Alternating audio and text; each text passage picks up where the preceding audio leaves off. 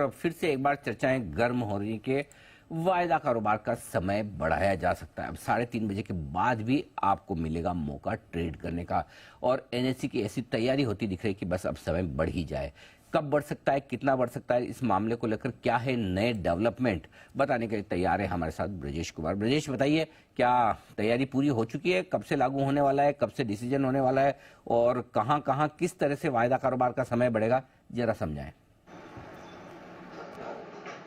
बिल्कुल, एनएससी की ओर से जो मार्केट रेगुलेटर है सेबी, उसको यह प्रस्ताव दिया गया है कि वो शाम को 6 से 9 बजे के बीच में एक दूसरा सेशन जो है वो लाना चाहते हैं मार्केट का, जिसमें शुरुआत में जो इंडेक्स फ्यूचर्स और ऑप्शंस हैं उनकी ट्रेडिंग की इजाजत मांगी गई है और बाद में जो टॉप जो निफ्टी के हैं या दूसरे जो इंडेक्स हैं, जो टॉप इंडेक्सेस हैं, उनके जो स्टॉक्स हैं उनके एफ&ओ के लिए अनुमति मांगी गई है।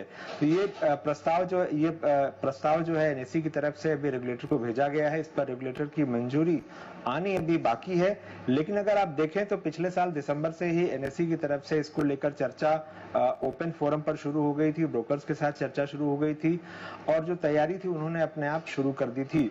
तो ये मोटे तौर पर मान सकते हैं कि लगभग 1 साल का जो मियाद रखा गया था उस वक्त, यानी दिसंबर से लेकर दिसंबर तक, तो साल के अंत तक इसकी शुरुआत जो है वो की जा सकती है।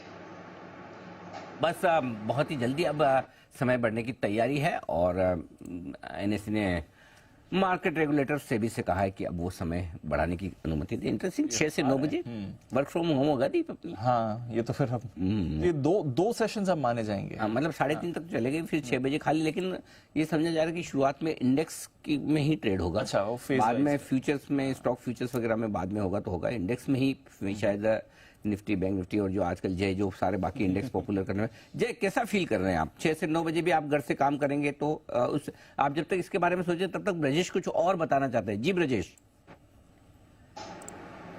बिल्कुल, मैं ये कहना चाह रहा था कि जो दूसरा सेशन होगा वो होगा तो कैलेंडर डेट में उसी दिन, लेकिन इसकी जो काउंटिंग है वो अगले दिन का पहला सेशन में काउंट किया जाएगा सेटलमेंट के लिए। यानी जैसे जो अगर आज की तारीख में शाम को 6 से 9 का जो सेटलमेंट होगा वो कल के दिन का पहला सेटलमेंट माना जाएगा और 9:15 से जो 3:30 वाला सेटलमेंट है, जो नॉर्मल सेटलमेंट है, ये सेकेंड सेटलमेंट माना जाएगा।